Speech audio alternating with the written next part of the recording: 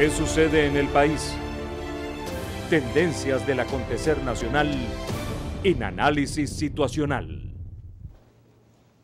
Bienvenidos a Análisis Situacional. Les recuerdo nuestros nuevos horarios. Domingos 11 de la mañana y 8 de la noche y los lunes a las 8 de la noche. Hoy nos acompaña Sacha Sergio Llorenti Solís, político boliviano, licenciado en Derecho. Durante el gobierno del presidente Evo Morales fue viceministro de Coordinación con los Movimientos Sociales y también ministro de Gobierno. Fue representante permanente del Estado Plurinacional de Bolivia ante la Organización de Naciones Unidas y presidió en 2 oportunidades el Consejo de Seguridad de la ONU. Fue elegido secretario ejecutivo del ALBA TCP durante la celebración de la 18ª Cumbre de Jefes de Estado y de Gobierno el pasado 14 de diciembre del 2020. Bienvenido, señor Llorenti. ¿Cómo está? Muy bien, muchísimas gracias por la invitación. Es un privilegio estar con usted hoy. Muchísimas gracias. Acabé de finalizar la cumbre de presidentes, de jefes de Estado, jefes de gobierno, el ALBA. Así es. ¿Es tu primera cumbre? Así es. ¿Qué aspectos diferenciados podemos encontrar aquí? ¿Y cuáles fueron las conclusiones de esta cumbre? Bueno, en primer lugar, creo que es una cumbre muy particular porque es la primera de carácter presencial en la pandemia y se da en condiciones, además, histórico-políticas también particulares, porque está en el marco de la conmemoración del bicentenario de la Batalla de Carabobo, que es un hecho muy importante no solamente para Venezuela, sino para la emancipación del continente del Imperio Español. Y en ese marco, en ese contexto, la cumbre ha sido muy importante porque además de tratar los temas vigentes de la política regional, de la política propia de la Alianza Bolivariana para los Pueblos de Nuestra América, hemos tratado, por supuesto, la situación y las condiciones en las que la pandemia mantiene todavía a la región y al mundo, los grandes desafíos para encararla y para superarla, los obstáculos que tenemos para ese objetivo, pero además los desafíos en términos sociales, en materia de educación, en materia de salud, también en materia comunicacional, en materia económica. Y bueno, la Alianza ha demostrado en los últimos meses durante la pandemia que lo que busca es trascender de la mera integración a la unidad. Ese es el objetivo. ¿Cuál es la diferencia entre integración y unidad? Lo que pasa es que la integración puede ser interpretada simplemente con el flujo de personas o de bienes, de acuerdos arancelarios de tipo comercial. En cambio, la Alianza Bolivariana trasciende porque busca, por supuesto, la unidad de los pueblos basada en principios concretos. Y creo que puedo dar algunos ejemplos que pueden marcar esa diferenciación. Mientras en el mundo, recordemos que al inicio de la pandemia, incluso los países desarrollados o industrializados acudían a prácticas de piratería para apropiarse de equipos de bioseguridad, de respiradores, de medicamentos. Recordemos que si identificaban un cargamento en un aeropuerto, inmediatamente se lo llevaban. Lo expropiaban. Sí, por el dinero o por la fuerza. O lo compraban. ¿Sí? Y además en un panorama actual, hoy, vigente, en el que los países desarrollados acumulan las vacunas, incluso hay países que han comprado 3 o 4 veces el número de su población de vacunas, es decir, limitando la posibilidad de que esas vacunas lleguen a los países del sur, con lamentablemente una promesa incumplida de parte de Naciones Unidas a través del mecanismo COVAX. En esas condiciones tan adversas, el ALBA ha demostrado que otro tipo de integración es posible. Se habla de un fondo humanitario, sí, de un banco de vacunas.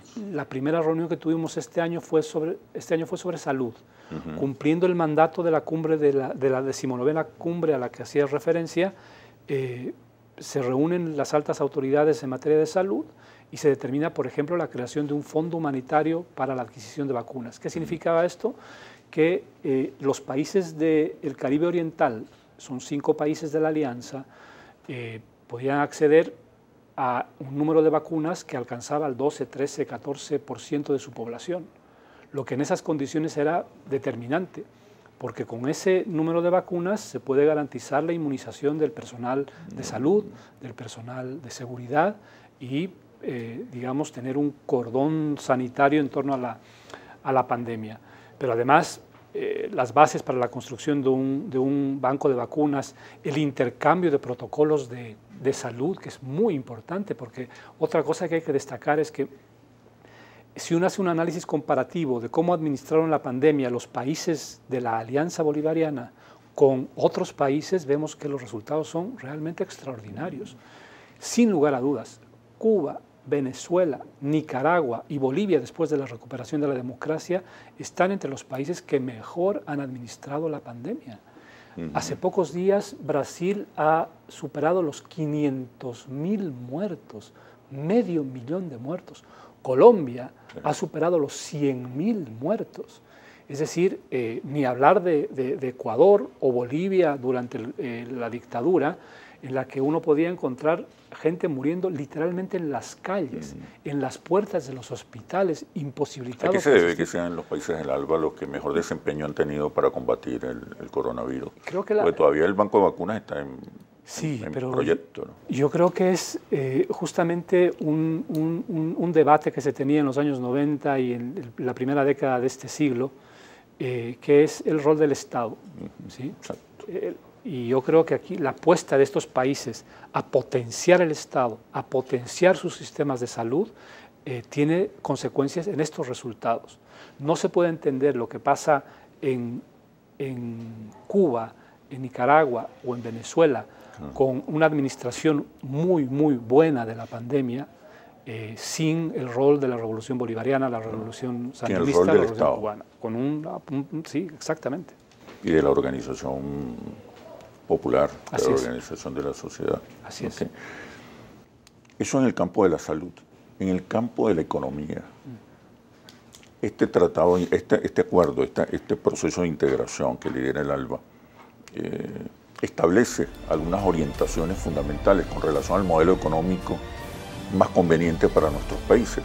Pero me responde, por favor, cuando regresemos a los comerciales. Ya venimos. ¿Qué sucede en el país? Tendencias del acontecer nacional en Análisis Situacional. ¿Qué sucede en el país? Tendencias del acontecer nacional en Análisis Situacional. Les recuerdo nuestros nuevos horarios. Domingos 11 de la mañana y 8 de la noche y los lunes a las 8 de la noche. Conversamos con Sacha Sergio Llorenti, secretario ejecutivo del ALBA TCP. Le preguntaba, estimado amigo, acerca del modelo económico. Este es un proceso de integración, el ALBA es un proceso de integración de los gobiernos progresistas, ¿no? La integración tiene un rol fundamental en el terreno económico e implica una visión particular, en alguna medida un modelo. Recientemente el presidente de Argentina hablaba del postcapitalismo. Otros grupos, otros sectores están hablando de un nuevo contrato social. China habla del socialismo de mercado y es un modelo aplaudido en América Latina por los gobiernos progresistas. No como un modelo a copiar, sino con referencias importantes, con enseñanzas significativas. Yo observo que el debate sobre el modelo económico entre los gobiernos progresistas está todavía pendiente. En Venezuela, particularmente, se habla mucho de muchos temas y se habla poco del modelo económico. El rol del Estado, el rol del mercado, el rol que puede tener eventualmente la empresa privada, si asistimos a una nueva alianza de clases, en qué consiste la transición al socialismo. ¿Qué nos puede decir? Bueno, hay que recordar que venimos de una década terrible, la de los años 90, con la aplicación del modelo neoliberal que sigue vigente en muchos países, y sobre todo en las estructuras de la economía global, mundial. El neoliberalismo generó muchísima pobreza, desesperación en nuestros pueblos, y estaba avanzando. Hay que recordar que la Alianza Bolivariana para los Pueblos de Nuestra América se funda el año 2004 por iniciativa de Fidel y del comandante Hugo Chávez. Y el primer nombre era la Alternativa Bolivariana. ¿Era una alternativa a qué? Una alternativa al ALCA, ¿no? a la área de libre comercio para las Américas, que fue impulsada por los Estados Unidos, en la ola neoliberal. ¿Cuál es la diferencia? ¿Qué es lo que pretendía el ALCA y qué es lo que pretende el neoliberalismo? Y yo creo que va a ser difícil erradicarlo de la estructura global. Es convertir al mundo, en este caso a América Latina y al Caribe. En el patio trasero de los Estados Unidos se dice muy rápidamente, pero en términos económicos, en apropiarse de sus recursos naturales, en tener mano de obra barata, en apropiarse de las rutas de comercio internacional, en además convertir a nuestros ciudadanos en consumidores de sus productos, ¿sí? Entonces, y en además, exportadores de materias primas. Exactamente, a través de los recursos naturales, etcétera, ¿no? Y la mano de obra barata es otro de los. Entonces, ellos intentan avanzar en ese proyecto global, y lo hacen a través de otras instancias como la Alianza del Pacífico y otro tipo de acuerdos. Entonces, el ALBA surge como una alternativa a ese modelo. Por eso hablamos de una integración mayor, superior, que busca la unidad. Es decir, cuando el ALBA trabaja, digamos, en Bolivia, no le pide concesiones petroleras, no le pide concesiones mineras, no le pide ningún tipo de condición más allá de la solidaridad. Entonces, creo que ese es un primer detalle importante. El segundo debate está en qué está primero. Para los gobiernos neoliberales está primero el capital, para nosotros está primero el ser humano y la naturaleza, ¿sí? Y nuestra armonía con la naturaleza, ¿sí? Ese es el gran debate. Y ahí el tercero tiene que ver con el rol del Estado. El modelo neoliberal lo que intenta y pretende es achicar el Estado lo más posible. ¿Para qué? Para que los sectores privados, en base al lucro, puedan administrar el resto de la economía, incluidos los recursos naturales. Entonces, y creo que la pandemia lo que hace es como la pandemia, con toda la tragedia, también tiene que ser entendida como una especie de laboratorio social y económico, porque así como los aceleradores de partículas se utilizan para hacer experimentos en física, la pandemia ha acelerado las condiciones políticas y sociales en el mundo. Lo que antes sucedía en una década ha sucedido en 15, 16 meses, ha acelerado muchos procesos. Por eso en América Latina y el Caribe hay el retorno a una ola progresista. Lo vemos en los resultados de las elecciones en Perú, en las movilizaciones tan prolongadas en Colombia, en el proceso constituyente en Chile, en el resurgimiento del Partido de los Trabajadores en Brasil, ¿sí? Para señalar algunos ejemplos. Entonces, eso sucede en América Latina y el Caribe. El fenómeno es distinto en Europa, porque en Europa no existe una alternativa progresista que vaya a resolver las causas estructurales de la crisis que provoca el neoliberalismo. La socialdemocracia. La socialdemocracia que lo que hace es aplicar el modelo neoliberal. Porque carecía de modelo, en el fondo. Exactamente. Y al abandonar ciertos principios, entonces caen en la misma lógica de administrar el mismo modelo.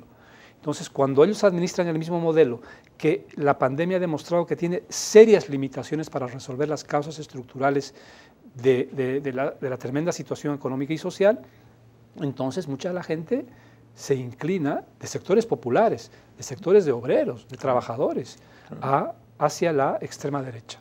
O hacia respuestas radicales, Sí. respuestas definitivas, soluciones. Y ahí hay un peligro para la democracia, para la convivencia, porque hay muchísimas diferencias, pero también hay muchas similitudes a lo que sucedió en la década de los años 30 del siglo pasado, con las consecuencias que conocemos. El rol del mercado. Hablamos del rol del Estado, del ser humano como objetivo fundamental de la economía,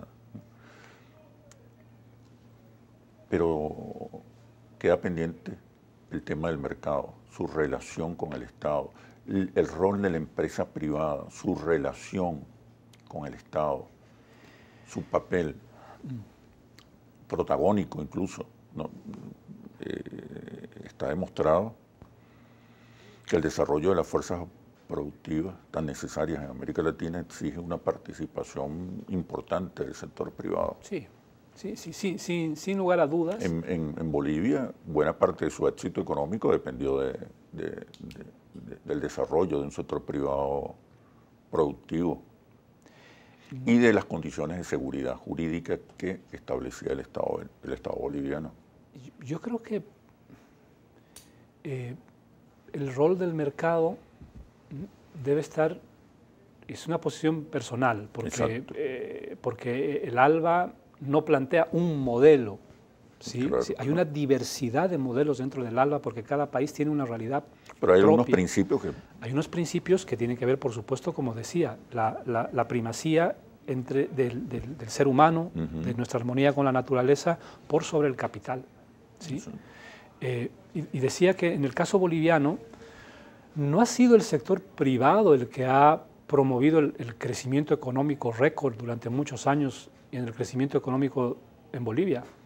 El Big Bang de la expansión de la economía boliviana es la nacionalización de los recursos naturales. Y yo me permito explicar esto en un minuto porque creo que es muy importante. Antes de la nacionalización que se produjo el 1 de mayo del año 2006, el 82% de las ganancias de la venta de hidrocarburos, de la exportación de hidrocarburos de Bolivia, iba a las transnacionales. El 82%. Y solamente el 18% se quedaba para el Estado, para el país. Cuando llega Evo Morales, nacionaliza los hidrocarburos y da la vuelta a la tortilla. Es decir, el 18% es para las empresas transnacionales y el 82% para el Estado. Y las empresas se quedaron porque seguían haciendo mucho dinero. Muy bueno. Pero además sin el control de nuestros recursos, simplemente para prestar servicios. Y eso causó, por supuesto, una expansión enorme de la capacidad de inversión pública y que luego fue acompañada por el sector privado. Okay. Pero el gran rector de la economía y la gran decisión política del desarrollo económico boliviano fue la nacionalización de los hidrocarburos. Quiero que sigamos profundizando sobre el modelo boliviano, pero cuando regresemos de los comerciales, por favor. Ya venimos. ¿Qué sucede en el país? Tendencias del acontecer nacional en análisis situacional. ¿Qué sucede en el país? Tendencias del acontecer nacional en análisis situacional. Conversamos con Sacha Sergio Llorenti, secretario ejecutivo del ALBA TCP. Le preguntaba, y usted profundizaba, acerca del modelo económico boliviano, del exitoso modelo económico boliviano, que incluso en una primera etapa proporcionó una gran estabilidad política y social en Bolivia, antes del golpe de Estado. Sí. ¿Qué nos seguía diciendo sobre el modelo? Bueno, el modelo boliviano decía, ¿no? El punto clave para entenderlo es la nacionalización de los hidrocarburos, el Estado como el ente que direcciona la economía, por supuesto sumando al sector privado, la inversión extranjera, pero supeditada a un plan de desarrollo construido por los bolivianos, ¿sí? Esa es la condición básica. El capital recibía sólidas garantías jurídica para la inversión, para la ganancia, para la propiedad? Bueno, ese es un tema de debate porque cuando se nacionalizó decía no, se está afectando la seguridad jurídica, que hay contratos firmados, contratos que nunca fueron públicos ni nada, pero bueno, siempre existe esa crítica de quienes tienen el interés de mantener el statu quo. Bolivia tuvo éxito, pero al mismo tiempo creo que una de las grandes lecciones de la situación en Bolivia fue lo que sucedió después del golpe de Estado de noviembre de 2019, porque el gobierno que ingresó inmediatamente empezó a aplicar medidas neoliberales, terribles para la economía, y ahí uno se da cuenta que el modelo económico no va por sí solo, es decir, no va con inercia, sino hay una dirección política de las condiciones económicas, entonces se descarrila con muchísima facilidad. Y siempre tiene los mismos adversarios, ¿no? A pesar de que se beneficien del nuevo modelo, siempre intentan... Siempre quieren más dinero, más y más y más. O intentan regresar al viejo modelo. No se puede entender el golpe de Estado en Bolivia sin el litio. Bolivia tiene la mayor reserva de litio del mundo. Que está en manos del Estado. Está en manos del Estado. Hace poco salió una nota en una revista muy conocida del New York Times que decía que Bolivia se puede convertir en la Arabia Saudita de América del Sur por el litio que tiene. ¿Sí? El golpe de Estado fue por los recursos naturales, además, porque inmediatamente desbarataron la política de industrialización de esta materia prima en el país. Entonces, yo creo que hay que dejar la ingenuidad. La ingenuidad es muy peligrosa, la ingenuidad cobra muy caro en los procesos políticos e históricos, y yo creo que Bolivia ahí da muchas lecciones. Por ejemplo, en el área política, el confiar en la Organización de Estados Americanos, que no es otra cosa que la punta de lanza para la aplicación de la doctrina Monroe, ¿sí? De injerencia, de subordinación de los intereses. Es realmente increíble. Grosero y... vergonzoso. Así es. Y uno puede notar la diferencia entre el ALBA, que reúne a 9 estados, con lo que hace la OEA. La OEA no ha proporcionado ni una sola dosis de vacuna, ni ha facilitado las vacunas para nadie. Es que es una instancia que se dedica simplemente a la injerencia, a cumplir mandatos de quienes les financian. Por eso la OEA es un peligro para la integración latinoamericana y caribeña, fundamentalmente. ¿Qué hacer cuando los gobiernos progresistas, a través de las elecciones, llegan al poder, controlan el poder ejecutivo, pero el resto de los poderes sigue amenazando la continuidad de los gobiernos progresistas a través de campañas de descrédito, insurrecciones, golpes de Estado, militares o parlamentarios? ¿Qué hacer? Parece necesario controlar o convocar al resto de las instituciones del Estado, porque desde el Poder Ejecutivo solamente no se puede y estaría siempre amenazado. Yo creo que ahí, por supuesto, el respeto o sería la necesidad de construir consensos más allá de las fuerzas progresistas. Son varios, yo creo que cada país tiene una dinámica distinta. Yo creo que uno es, por supuesto, las constituciones políticas de cada país.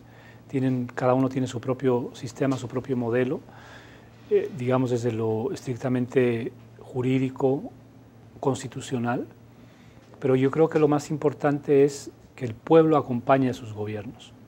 Cuando el pueblo acompaña a sus gobiernos, entonces se pueden sortear muchísimos desafíos, incluidos los fenómenos que estamos viviendo aquí en Venezuela. Venezuela es un país altamente agredido. Las denominadas medidas coercitivas unilaterales, ¿no? Las mal llamadas sanciones, son una agresión terrible, no solamente a Venezuela, sino al derecho internacional. Pero no hay intervención militar, pero las medidas coercitivas unilaterales funcionan y tienen como resultado prácticamente bombardeos sobre la sociedad, sobre la economía. El objetivo es provocar un daño colectivo. Destruir, ¿no? Someter, arrodillar. Sí, yo recuerdo la frase de Nixon cuando impusieron también medidas coercitivas unilaterales contra Allende en Chile. Y decía, hay que hacer chillar a la economía chilena, hay que hacer chillar, ¿no?, a la economía para que la gente sufra, eso genere descontento social, rupturas, y busquen lo que ellos llaman un cambio de régimen, que no es otra cosa que un golpe de Estado. A través de la caotización y la neurotización. Sí, por eso yo creo que hay que subrayar, encomiar la manera en que el gobierno venezolano ha resistido esos embates. El propio Donald Trump hablaba de apropiarse del petróleo venezolano y lo hacían abiertamente, es decir, sin siquiera cuidar las formas de la comunicación política, porque a veces dicen, no, es para recuperar la democracia, no, la libertad, no, los derechos humanos. Ellos decían directamente que lo que querían era el petróleo venezolano. Yo creo que ahí la unión cívico-militar, la conducción política del presidente Maduro han sido claves para enfrentar estos ataques que muy pocos países son capaces de resistir. En tremenda situación, además violando, como decía, los principios y los propósitos de la Carta de las Naciones Unidas. Allí no estamos sacando el manifiesto comunista o un panfleto de ninguna índole. Ni siquiera cumplen los principios y los propósitos de la Carta de las Naciones Unidas, del derecho internacional, porque se creen por encima de todos y que ninguna norma, ninguna regla los puede condicionar o limitar. ¿Cómo pueden ayudar estos procesos de integración alternativos, progresistas, en la consolidación de los gobiernos populares, los gobiernos progresistas en América Latina? Pero me responde, por favor, cuando regresemos a los comerciales. Ya venimos. ¿Qué sucede en el país? Tendencias del acontecer nacional en análisis situacional. ¿Qué sucede en el país? Tendencias del acontecer nacional en análisis situacional. Estamos conversando con Sacha Llorenti Solís, secretario ejecutivo del ALBA TCP. Le preguntaba acerca de los retos de los procesos de integración alternativos frente a estos contextos que amenazan la continuidad de los gobiernos populares. ¿Qué medida pueden ayudar estos procesos de integración a fortalecer? Creo que hay que tener muy claro que el modelo neoliberal o el sistema capitalista tiene expresiones a través de las que intenta desunir. Desunir, es decir, hay una frase muy linda de José Martí que dice: los hombres van de dos bandos, los que fundan y unen, ¿no?, los que aman y fundan, y los que odian y deshacen. Dice. Entonces, ¿qué pasa con el sistema capitalista y el modelo neoliberal? Intenta destruir toda forma de solidaridad en la base social. Por eso los ataques despiadados contra el sindicalismo, contra la promoción del individualismo. Sí, exactamente. Cualquier forma de alianza, de solidaridad en la base social es atacada por el sistema capitalista, el modelo neoliberal específicamente. Por eso en el sistema capitalista a ellos les conviene que la pelea sea entre el último y el penúltimo, ¿sí?, dividiendo todo lo que puedan. Para tener más lucro, más, ¿no? Pero lo mismo pasa en el escenario internacional. Claro. Intentan destruir cualquier tipo de forma de integración que se oponga a los intereses del capital. Como lo intentaron recientemente, con el ascenso de gobiernos de derecha en América Latina. Así es. Es por eso que lo primero que hicieron en cuanto tuvieron la oportunidad varios gobiernos de derecha fue destruir UNASUR, paralizar CELAC, ¿sí?, y potenciar la forma de desintegración que es la OEA. ¿Sí? Entonces, una de las tareas imprescindibles es fortalecer las instancias de verdadera integración en base a nuestros intereses. Y por eso, y creo que eso es importante, los intereses latinoamericanos y caribeños, que no son los mismos por distintas razones, no son los mismos que los intereses del gobierno de los Estados Unidos y en muchísimas oportunidades de la Unión Europea, ¿sí? Porque ellos tienen una lógica, además un análisis geopolítico en el que pretenden continuar considerando estas regiones como sus áreas de influencia o sus patios traseros. Entonces, al final la geopolítica también es una pugna de intereses y nosotros tenemos que identificar claramente cuáles son los nuestros.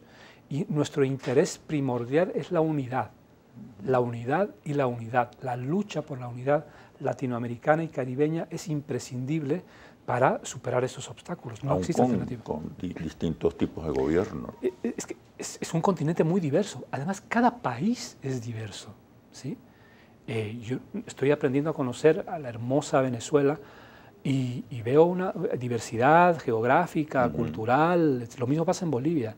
En Bolivia esa diversidad se conoce como plurinacionalidad, ¿sí? Lo mismo que en Ecuador. Parece que en el debate constituyente en Chile también va a acogerse ese término. Entonces, en medio de la diversidad política, económica, de modelos, tenemos que encontrar vínculos de unidad y de lucha común por nuestros intereses. Yo creo que ahí el ALBA ha demostrado en estos últimos meses, en medio de la pandemia, que eso es posible, que sí podemos construir otro tipo de mundo. Pero usted me está diciendo entonces que los procesos de integración solo pueden ser exitosos, los procesos de integración alternativos, progresistas, solo pueden ser exitosos si en paralelo hay cambios culturales, simbólicos, discursivos, lingüísticos, gramaticales. ¿Qué se está haciendo desde el ALBA? Mira. Porque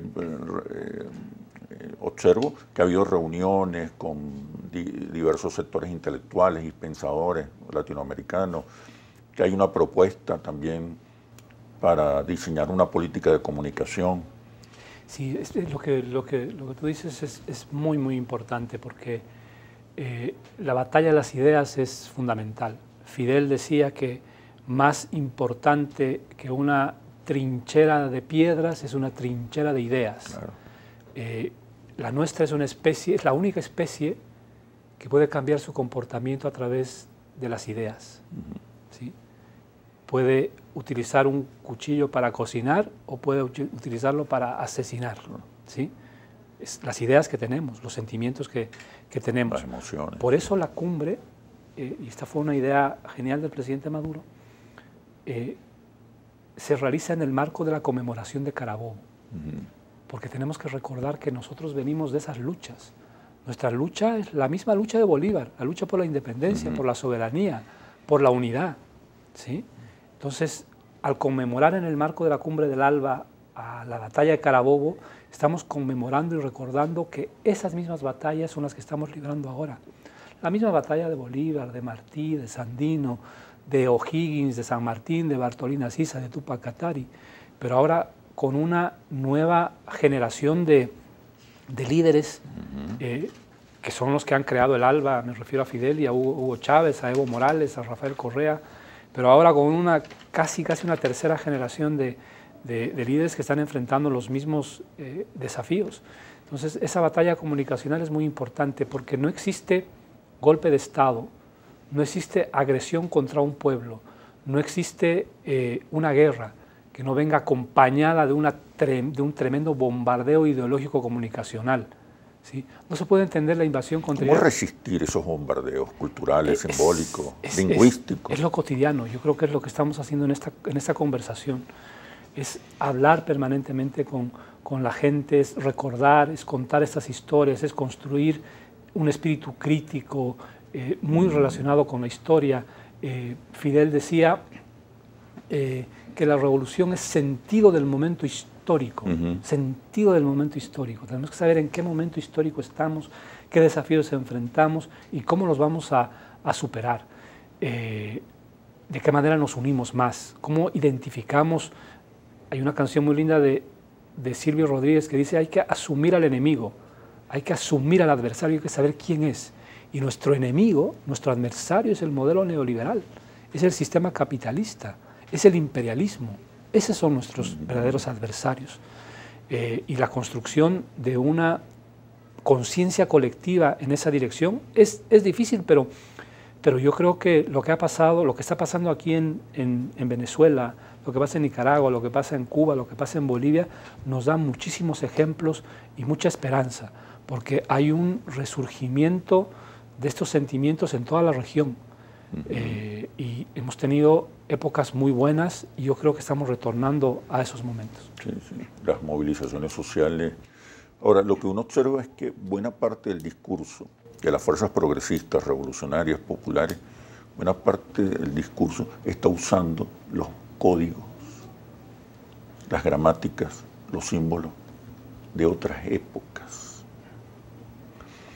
que no logramos desatar los nudos simbólicos y lingüísticos de la década del 60, del 70. Sí. O sea, hay un discurso, unas narrativas fuertes, contundentes, pero que no convencen a la mayoría de los ciudadanos. ¿Qué se puede hacer en ese sentido? Y quisiera, en este bloque próximo, que habláramos un poco de qué se hace desde el ALBA para enfrentar las medidas coercitivas unilaterales. Pero una vez que regresemos a los comerciales, ya venimos. ¿Qué sucede en el país? Tendencias del acontecer nacional en análisis situacional. ¿Qué sucede en el país? Tendencias del acontecer nacional en análisis situacional. Conversamos con Sacha Sergio Llorenti, secretario ejecutivo del ALBA TCP. Le preguntaba sobre las nuevas gramáticas, los nuevos símbolos. La lucha política es fundamentalmente una lucha simbólica, una lucha lingüística, una lucha de ideas y emociones. Y observo que muchas de las iniciativas progresistas aún no logran renovar los códigos para convencer, persuadir, movilizar, entusiasmar a las mayorías. Y nos concentramos en los convencidos, en las bases sociales convencidas que ya nos siguen. Sí, ese es un gran desafío. Es un enorme desafío que solamente se puede resolver en la práctica cotidiana y en la búsqueda de distintos tipos de pedagogía para explicar lo que sucede. Lo que pasa es que nos han querido llevar a través del modelo neoliberal a una democracia, no una democracia participativa, sino una democracia de espectadores, una democracia de consumidores, una democracia en la que existe una competencia por la atención de la gente. Y para llamar la atención de la gente se hace lo que sea, ¿sí? Además de la inmediatez, de que en 30 segundos a través de TikTok puedas decir todo. Y de manera muy superficial. De una manera muy superficial y además simplemente apelando a las emociones. Y no al pensamiento. Ustedes se han planteado esa tarea, ¿no? El terreno comunicacional. Sí, es una batalla imprescindible. Fundamental.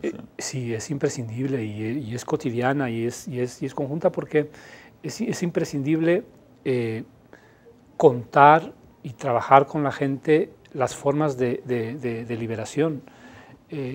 Y ese continuará siendo un gran desafío, porque a través de las redes sociales nuestros teléfonos saben más de nosotros que nosotros mismos.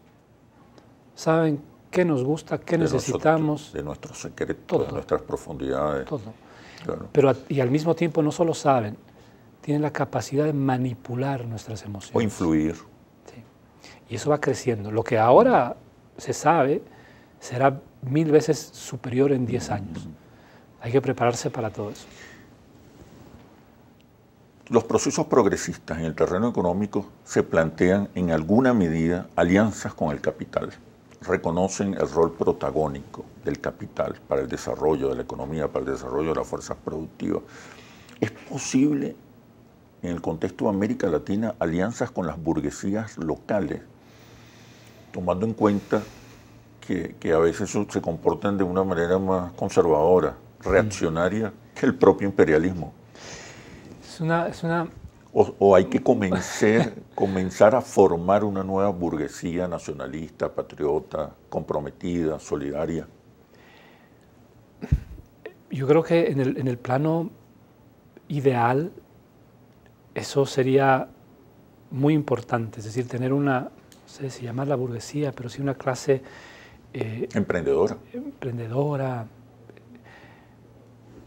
Pero esos términos son hasta engañosos, porque la historia nos demuestra, y ojalá que en algún momento eso pueda demostrarse de otra manera, pero que nuestras burguesías no tienen, y esto estoy repitiendo la frase de un boliviano muy conocido, René Zabaleta, un intelectual boliviano que decía, no tienen patria, tienen bolsillos. Sí.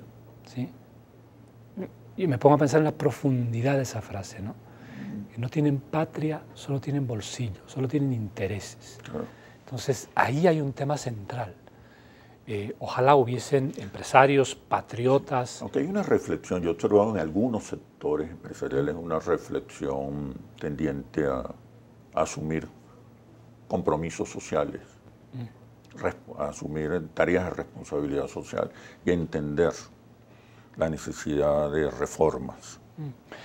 Ojalá que así fuera. Yo creo que, por lo menos en términos discursivos, lo he escuchado. Si es que no se dan cuenta de lo que ha provocado la pandemia y lo que hemos visto en un fenómeno tan corto, lo tenemos que ver también en otros fenómenos que están sucediendo de manera mucho más prolongada, como el cambio climático, como la desigualdad, como la disrupción tecnológica, ¿no?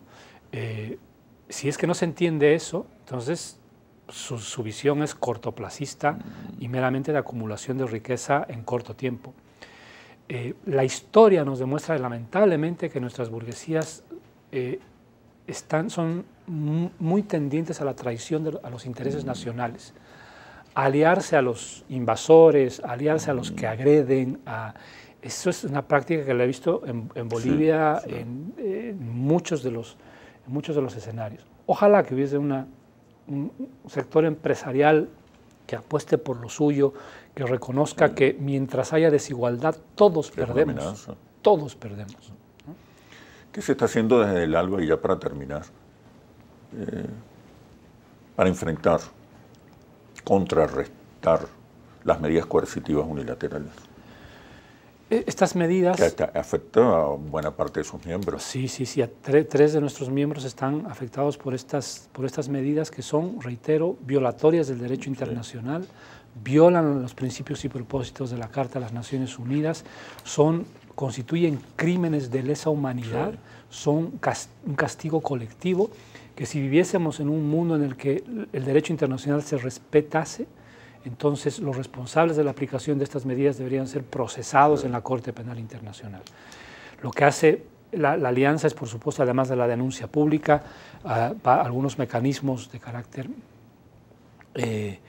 económico, comercial, para superar esa difícil situación.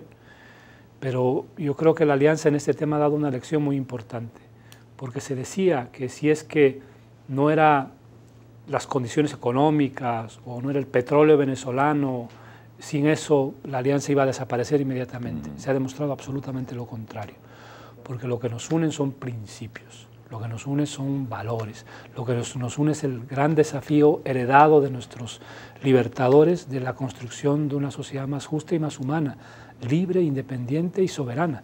Y bueno, continuaremos en esa travesía. Bueno, muchísimas gracias, señor Llorenti, secretario ejecutivo del ALBA TCP. Tienes poco tiempo en Venezuela, ¿no? Vivo desde enero aquí en Venezuela y estoy realmente muy contento. No solo que la ciudad y su clima son preciosos, sino que la gente es muy amable. Los venezolanos son muy solidarios. Muy solidarios, sí, muy gentiles. Increíble. Sí. Pero muchísimas gracias por este análisis situacional. Espero verlo por acá muy pronto. A las órdenes. Nuevo. A las órdenes. Les recuerdo nuestros nuevos horarios. Domingos 11 de la mañana y 8 de la noche y los lunes a las 8 de la noche. Por favor, visite nuestra página web interlaces.net y nuestro canal YouTube Análisis Situacional. Los espero en un próximo análisis situacional por Globovisión, el canal de la paz y la reconciliación. Hasta pronto.